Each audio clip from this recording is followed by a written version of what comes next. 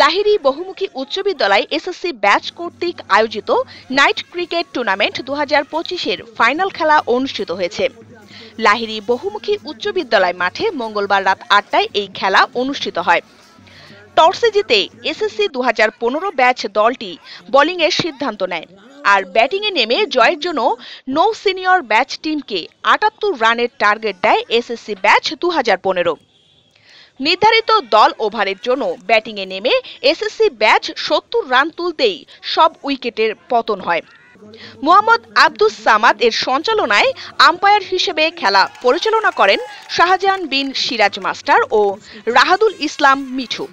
Match শেষে আয়োজক কমিটির উপস্থিতিতে বিজয়ী ও রানার্স আপ দলের হাতে পুরস্কার এবং প্রাইজ মানি তুলে দেন অতিথিরা।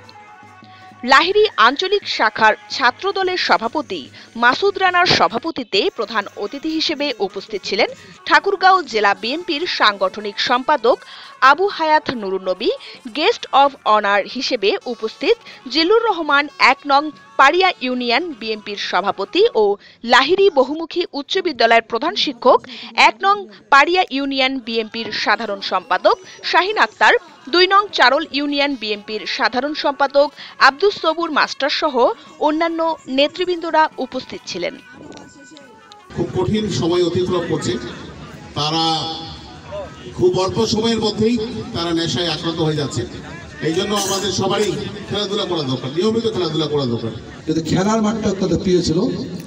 পড়া ফাঁকি দিয়ে আব্বার বকুনি খেয়ে হলেও এই মাঠে ফুটবল খেলতে আসতাম, খেলতাম সবার সাথে। এটার সাথে কেমন জানি একটা মাটির সাথে যেমন মায়ের জড়িত, নারীর যে টান থাকে, এই মাঠের প্রতি আমাদের সকলের একটা টান আছে।